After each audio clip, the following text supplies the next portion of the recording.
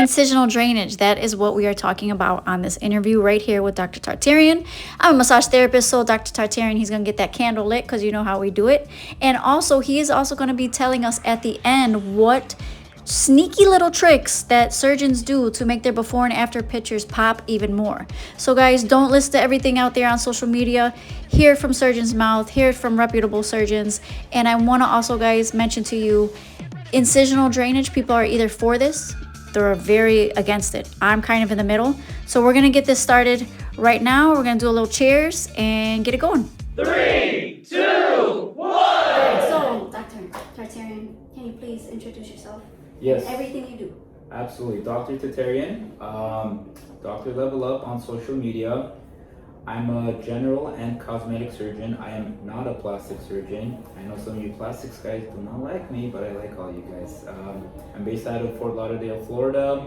Started my own practice. It was actually exactly a year ago on August 1st of last year, and we're 1 year in practice, and here we are. All right. Well, I came to you all the way from Chicago because I have several questions. Yeah. Not a ton, but very important questions for the post-op community. Absolutely. And before we get started with the questions, do you mind just introducing yourself So to for us? so for My followers will know what you do, who you are, and what your history is. My name is Samantha. I am a post-op provider in Chicago, Illinois. I'm a licensed massage therapist, also a CLT, certified lymphedema therapist, but I specialize in post-op massage. I do water method is mainly what I do. I do not do any incisional drainage. Great. Yeah, and I love it. And I've had several plastic surgeries, and I speak from experience also. Yeah. Well, welcome to Miami. Thanks for having me. Let's get started. Okay, all right, so I want to know, first of all, if you could let me know, and the rest of everybody watching, what exactly is incisional drainage? Incisional drainage. So when you mean incisional drainage, do you mean like making a cut and draining fluid out through that incision? Yes. Is that what you mean? When they push the fluid out. Oh, so you're talking in terms of the lymphatic massage therapy, incisional drainage. Well, lymphatic massage and incisional drainage. So I know incisional drainage is where they actually push it out. People will also say lymphatic drainage. They do not say manual lymphatic drainage. Manual lymphatic drainage is exactly what I do.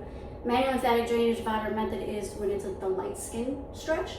So the incisional drainage that I'm referring to is like you just mentioned. People will mention it as a lymphatic drainage. Yeah. Push it out. Push the fluid out. Yeah. So why would they do that?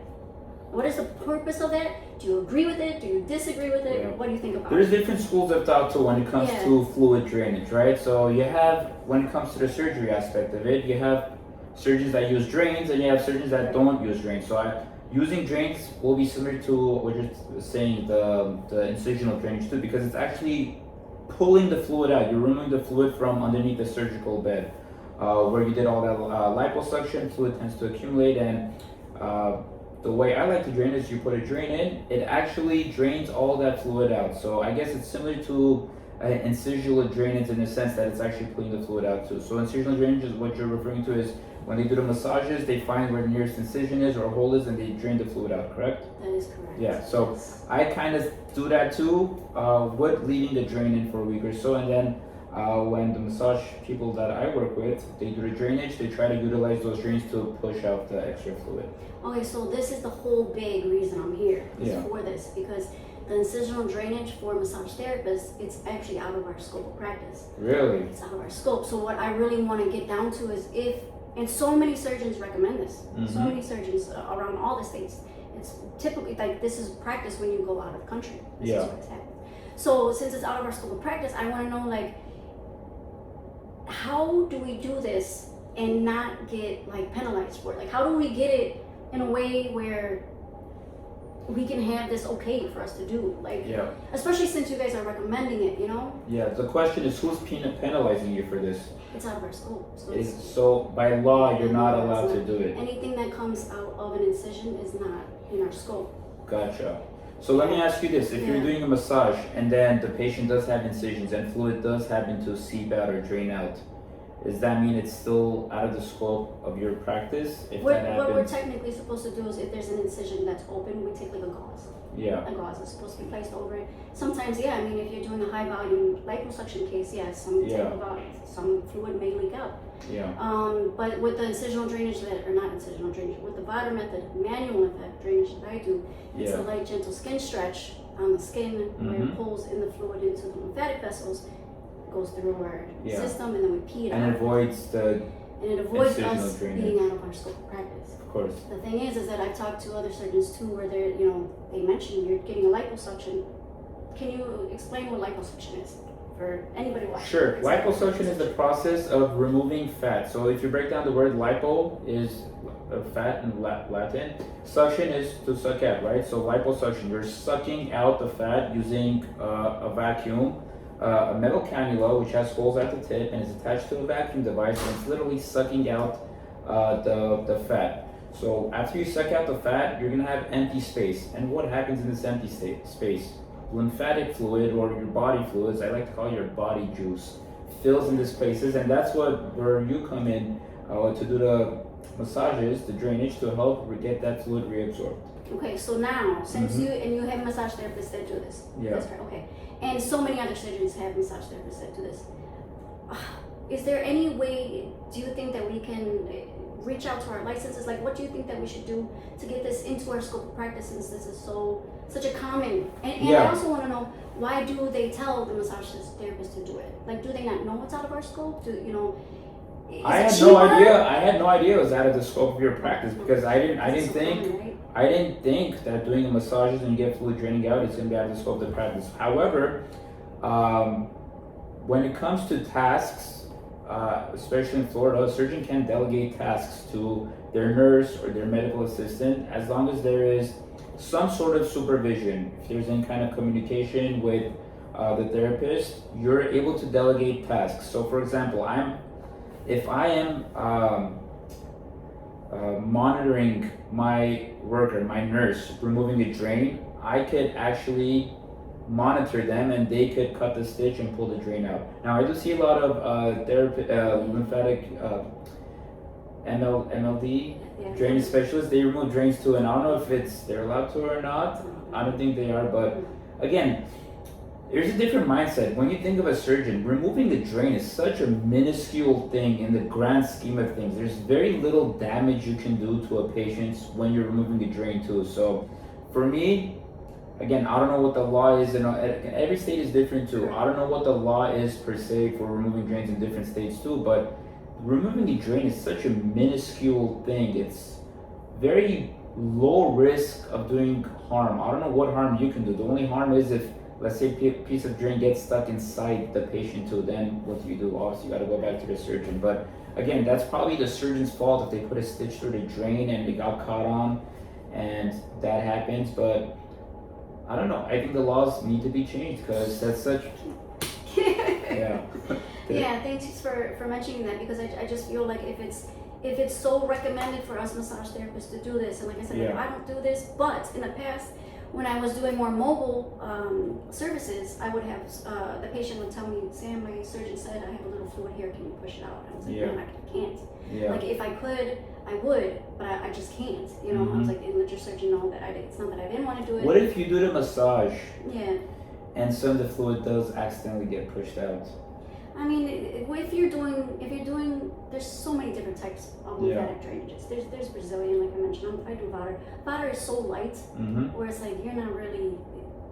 It's not really. It's supposed to be light. It's supposed to be so light it causes goosebumps. Yeah. Now, if it does come out, I mean, if you see a patient that is so full of fluid, and you got a feeling that it may come out, she might leak, it might happen. You should have a gauze. You should have something to cover it. Because also it's a biohazard, especially doing mobile things. And you don't know what if someone has like a virus, if they have Hep C, Hep B, or HIV. You don't know that. Right. So I would like to see a change. I know this ruffles so many people's feathers. Really? Who gets ruffled about this? It's there's not a huge gray area, and I feel like I'm a gray area. But the people that are gray area, they don't want to open their mouths about this conversation. Like who? Like, is it other surgeons or other massage therapists? Massage therapists. Because it's massage therapists will say, it's out of our scope, we can't do it, it's medical, it's dealing with blood, it's dealing with fluid, and that is true. But it's when you have somebody, like in Florida, you know, Yeah. and we have surgeons, and it's so common, especially coming from Florida and other countries and stuff like that. Yeah. It's also But you could make the argument to like a phlebotomist is drawing blood or putting a needle inside someone to draw blood. I mean, they're not a physician; they're a phlebotomist. How are they able to do that? I mean, I personally think it's such a low risk thing to drain fluid out, as long as you're properly educated on proper technique, wearing proper protective equipment so you won't get yourself dirty or risk yourself to biohazard exposures, then I think it's certainly fine to do the lymphatic drainage. Okay. I personally don't think anything's wrong with it too, but again, that's from the viewpoint of a surgeon too, where we think that this fluid it's nothing in essence. It's not like an active bleeding wound, or it's not a big gaping wound. Now, if the patient has a wound or something and the massage therapist is trying to do wound care or debridement of the wound, yes, that's definitely out of the scope of the practice. But if it's just a bit of fluid removal, I certainly don't think that should be out of the scope. Okay. And I'm guessing, I don't want to put words in your mouth, but I feel like if surgeons really thought this was so bad and they had seen so many complications from an incisional drainage from a massage therapist, they probably wouldn't be doing it because they wouldn't want to screw up their work. Yeah, what complications do they see from like it? infections, people pass out, people, you know, they're low at, like people that get Yeah. anemic after surgery and they have the fluid. Yeah, so the thing is, when there is a fluid collection underneath the skin, right, we call it a seroma. And how do you remove a seroma? You stick a needle inside and pull it out. Now, you could stick a needle, or if there's an incision to drain from, you could drain it the same way. So if you're going to stick a needle inside, again, you're increasing the risk of infecting that fluid. Again, these are very, very low risk stuff to get infections. But again, the treatment of an infection is to drain the infection, source control, right? If you're concerned about infection, that fluid, if it stays there, that fluid can get infected. However, if you drain that fluid out, it's very low risk of that getting infected.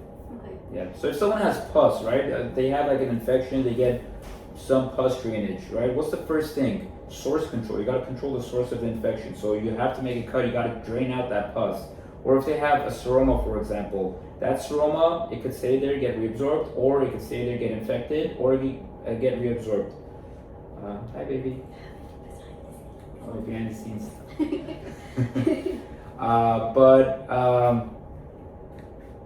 She was so beautiful, I lost my train of thought.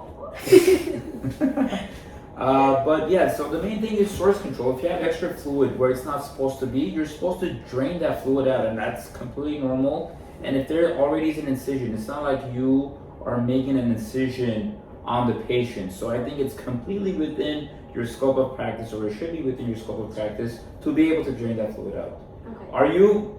What are your thoughts on that? I'll tell you. I would love to share with you because being certified in manual lymphatic drainage, going through a CLT course, specializing in the lymphatic system. As I know, the lymphatic vessels, the initial lymphatic vessels, they're in the initial fatty tissue. Yeah. It's in the fatty tissue. When you do liposuction, you suck that out. So you're destroying a lot of that lymphatic system.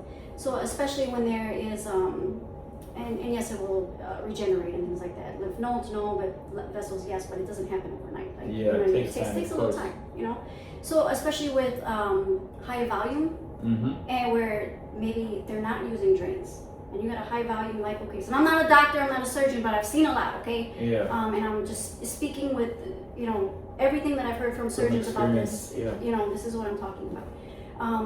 And correct me if I'm wrong. And again, you don't need to be a surgeon to have experience. So you could have seen some stuff that gives you the experience. You've experienced that too. So you're not. And let me tell you, there's a lot of surgeons who don't have a lot of experience too, and there's a lot of surgeons who are not the brightest light bulbs in the chandelier. So I take it with a grain of salt, what their titles are too. But you do have a point too. But experience does play a big role in all of this. If you've seen a lot of things, then I think that has to count for something.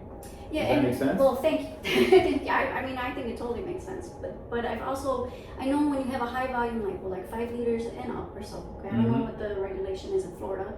Okay, but I know when you're working that high volume and you don't use the drains and those incisions close up, you know, they close up 2, 3, 4 days. And if you have all that fluid inside of you, you can seroma, you know.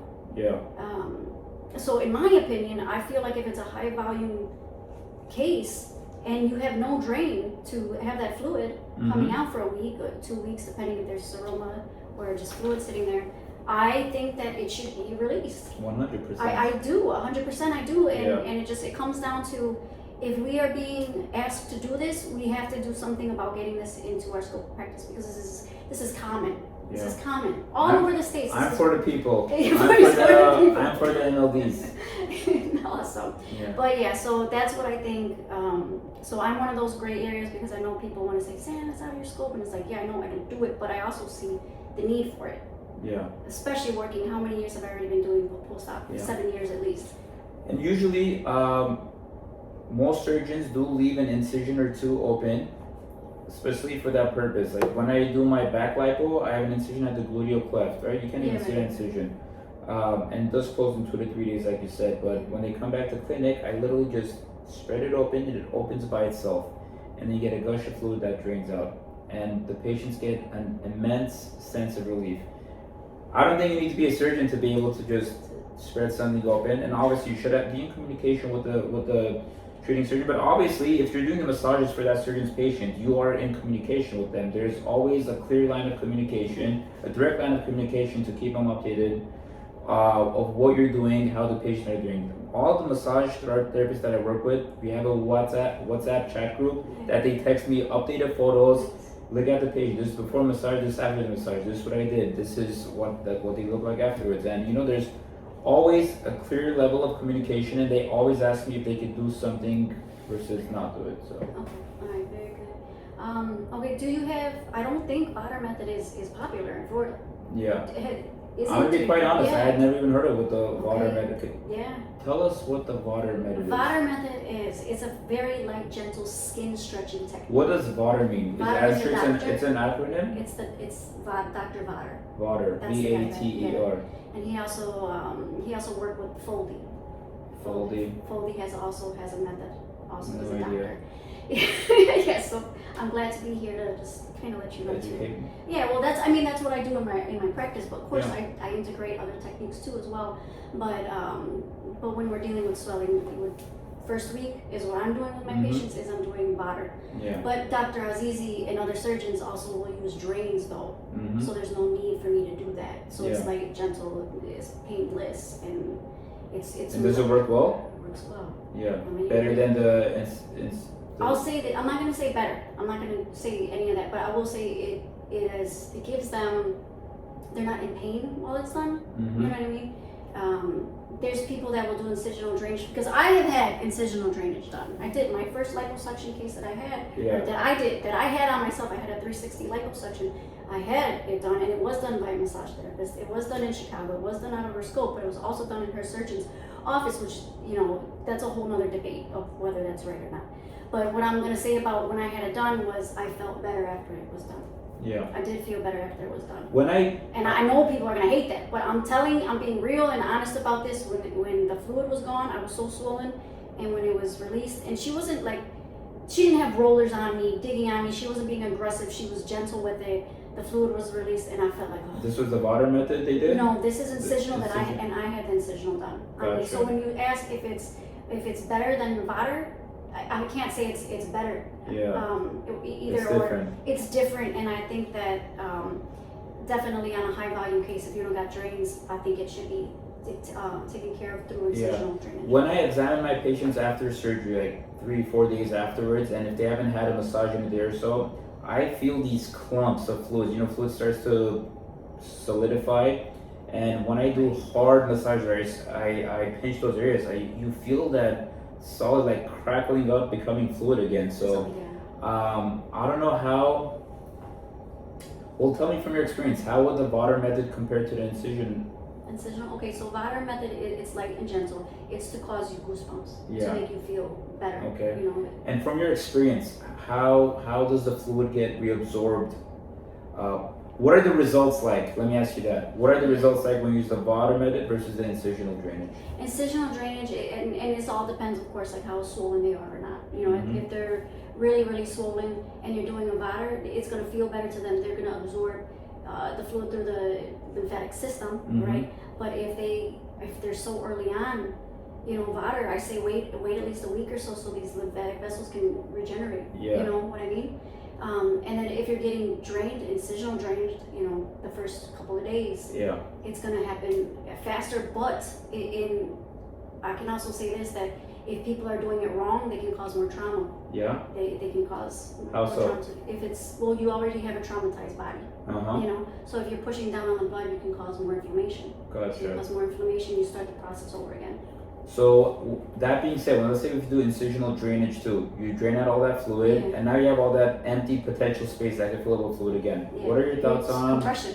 compression? Right? You gotta have the right compression after that. Okay. Then you get the foam on, you get the faja on. Yeah. Some surgeons are for board, some are not. Yeah. In my opinion, it's all about timing when you put the board in. Yeah. So Isn't it crazy that there's no black and white, It's right or not. wrong answer of when to start foams, when to start faja, Right. when to start compress, when to start the boards? It just, you ask every different surgeon, Yeah. you have this different way of what the right way is, and Right. it just, there's nothing uniform out there, and maybe if there could be some sort of protocol that comes out that everyone could uniformly use if there's any studies on it, but yeah, there's just, I always say this to my patients, you ask 10 different surgeons, you're gonna get 10 different opinions. it's so true. Yeah. It's so true, and maybe not all of them are wrong. Not all of them are wrong too. Yeah. Yeah, no, because that's from their experience. Yeah. That's what works too, and that's more so. I was talking about different surgeries that you recommend to patients. Some people recommend a tummy tuck. Some people will recommend lipo with J plasma. But I guess even with massages, you ask 10 different Yeah, therapists Sure. or surgeons, you're gonna get 10 different answers. So for sure. Okay. All right. So you're for getting our license tweaked. 100%. I'm always open to. I'm a big proponent of delegating tasks to people who are qualified to do them, with the caveat of being in good communication with the surgeon. Because the reason is, if there is a complication that happens, who's ultimately responsible? Are you gonna be pointing fingers? It was like that one, I think Family Guy, where the Spider-Man's pointing at Peter or something. They're like pointing fingers at who's at fault, but whose fault is it? Is it the surgeon's fault that the infection happened, or is it the lymphatic therapist that they used dirty gloves or dirty tools or whatever, or they didn't clean their chairs or the tables, or who's at fault? Who accepts ultimate responsibility? For me, it's the surgeon is ultimately responsible for everything. So as long as you're in great communication and you do it as a team and you delegate tasks the correct way, I think it's perfectly fine for a massage therapist to be able to do incisional drainage. Okay. And I'm That's sure fair enough. I'm sure the other surgeons you interviewed had the same sentiments. Did they, or they felt different? They were similar. They were very similar. I mean, one of the other surgeons mentioned how it's, and I know people are gonna hate hearing this too, but it's a traffic location. If you're in a city that has a ton of traffic to get back to see your surgeon for a seroma drainage, when there's a massage therapist that can, or even a nurse can, aspirate, things like that. Like sometimes it's also location, which we also have a big problem too, because even people that fly in and out of country, things like that, you don't have somebody there. Mm-hmm. You don't have your surgeon to help you Absolutely, when you're out. So what do you do? Yeah, and a lot of my patients are from out of town too, so it's a way of coordinating with proper post-op care to see if in the case there is a complication, who will be able to manage that. For example, draining a seroma. Now, do you have people that they can be referred to for post-op care?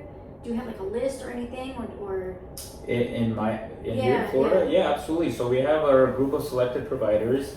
There's providers that we absolutely do not work with because they were terrible. No. But there's people that I do work with, and we offer that list to my patients, and they deal directly with those providers. That's great. Now, for the people that were not great, how did you handle that?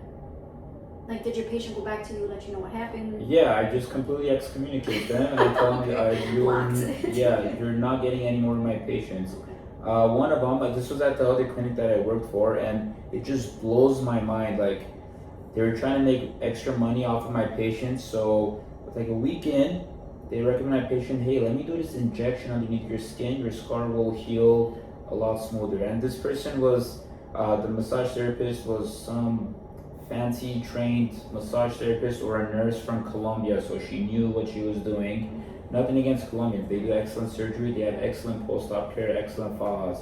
But this one in particular, she injected which is completely illegal. They're not allowed to inject in that patient. That too. 2 weeks later, my patient comes with a huge gaping wound. And I'm like, what did you do? Yeah. Like, well, she promised me if I do this, I'll have a nice scar. I'm like, okay, so now is she gonna manage this wound, or again, I'm the one ultimately responsible for this? So a careless thing, a selfish thing was done by that massage therapist, and now the patient is harmed, and now I have to, again, I'll always bad for my patients too, but that takes up my time, my resources to fix a mistake someone else caused on my patient, which is completely out of their scope of doing. Yeah. And it's luckily the patient actually told you what happened. Yeah. Because there's a lot of patients, and with us specifically with post-op providers, the massage therapists, we see them. Yeah. We see them more than you guys do. So they tell us, it's like therapy in there. Yeah. So they tell us things. Like there's so many times people have told me things that they did not tell that surgeon. And I was like, oh man, you know? So luckily she was able to tell you that, so you knew next time that's not the girl. But I do have that relationship with my patients too, where we're open. I tell them from the beginning, you gotta tell me everything. Like this, you can't just hide stuff but from they get me. scared. Yeah, they do, but no. if you're approachable, I mean, I'm very approachable with my patients too. They have my cell phone numbers. They can reach out to me, so I have that direct line of communication with them too. So I tell them, like, if you have any questions, ask me first before you do anything. That way, there won't be anything up in the air. There will be no guessing as to what's right, what's wrong. If someone suggests something, I'm ultimately responsible. So you ask me first before you do anything crazy. Okay, that's awesome. Like letting someone else inject an unknown witchcraft potion under your skin. Now, how do massage therapists or any other post-op provider, how do they become recommended by you? Like, do the patients come back and say, oh, I had this massage therapist, she was great, or like Instagram, or like for word of mouth? So I've been in South Florida for 4 years now, and I've worked with quite a few of them, and just word of mouth, you see who gets good results, who doesn't get good results. And it's just forming that relationship with the massage therapists as well. And if they provide good service and you hear from the patient and you see from the results too, and that way I just sort out which is good, which one is not good. This question here is, what's the biggest bullshit on social media you see in the post-op massage industry? I don't know. Yeah, like what are my is there options, like, or what is it that you see? What's that I see? Yeah. The before and after pictures. Yeah. Yeah, the before and after pictures. There's, you know, they'll have the arms way back with the ribs sticking in, and then you can tell that they're sucking in the stomach. And they'll have like slathered in oil. Yeah. Yeah, I'll see that. But that's not a massage. That's a surgeon thing too. What really a bullshit thing that annoys me is when they do before afters, they infiltrate with tumescent fluid before. Before lipo, you inject with tumescent. Right. You've seen how Ramsey does these lipos, right? Yeah. So inject fluid, right, to let that take its effect. What is it when the blood stops bleeding? Vasoconstrictive effect. Yeah. So you let the blood vessels vasoconstrict. So when you do liposuction, it's not as bloody, right? So you inject all that fluid, and the skin inflates. So they look fatter or bigger than they actually are. I've never heard that. You've never seen that? I know it happens, but I've never heard of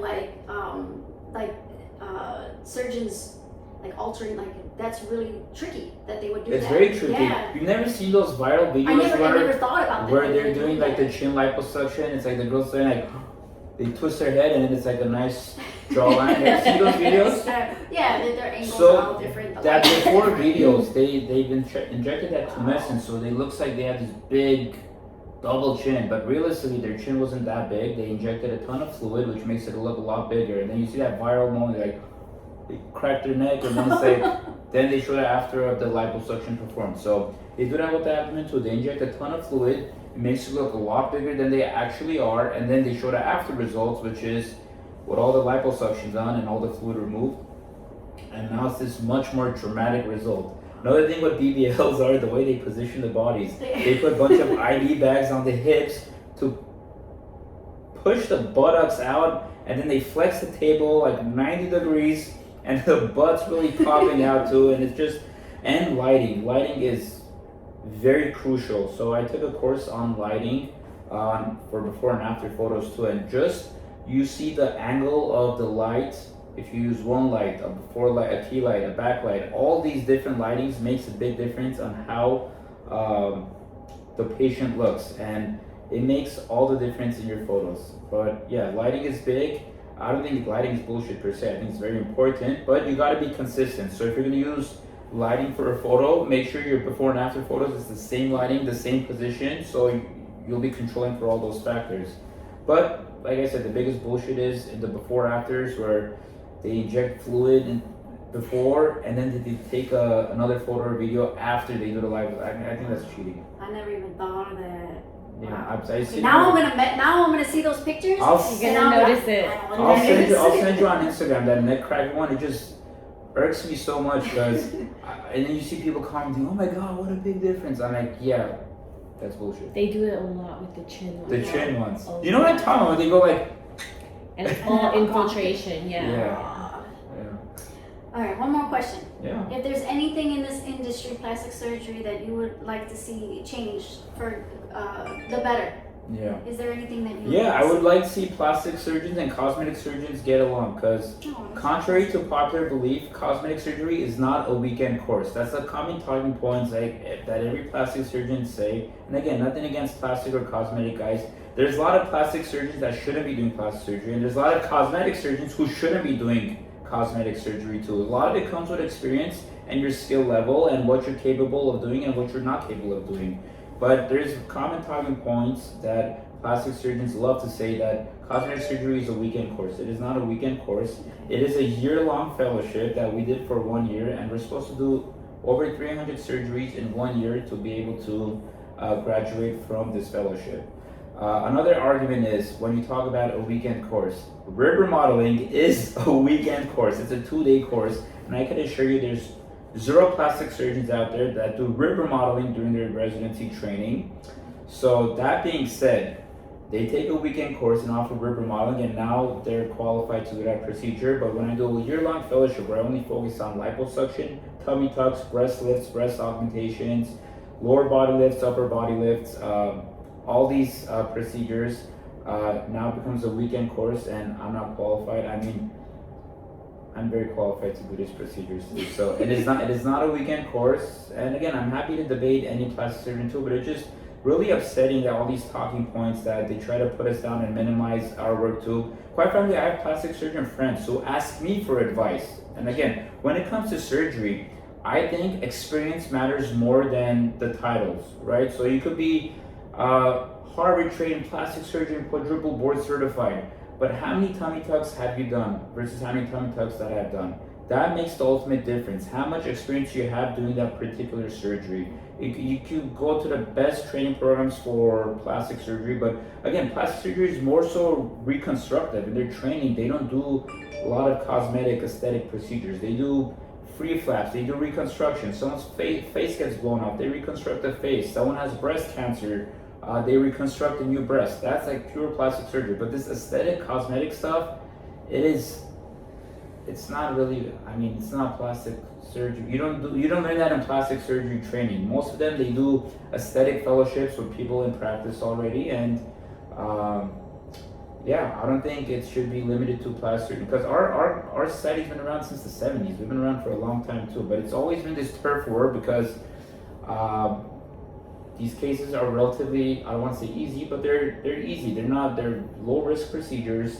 You get very satisfying results, very dramatic results. So, and most of it's cash pay. So, I guess they think we're encroaching on their territory. But again, it shouldn't be just limited to plastic surgeons, especially if you're a fellowship trained in cosmetic surgery by the American Academy of Cosmetic Surgery. Mic drop. All right, I have been following you for probably a good 3 years now. Yeah. I feel like, and the work that I've seen, everything that I've seen, you know, that's been posted, that I've seen. I mean, I know it's online and on a person and everything, but it's beautiful work. Thank So you. I mean, I would not have came all the way out here for Yeah. you know, Joe Schmo. You know what I mean? Like, Yeah. So And again, like, yeah, people get great results, and cosmetic surgeons great results. There's cosmetic surgeons that get terrible results. yeah. Same with plastic surgeons. There's plastic surgeons that get amazing results, and there's plastic surgeons that get terrible results. And I hate this name calling, shit talking. One of my most hated things when people post works of other surgeons and they talk shit about it too. Like, let's do better as surgeons. Let's do better as a community. You know. Yeah. All right, doctor.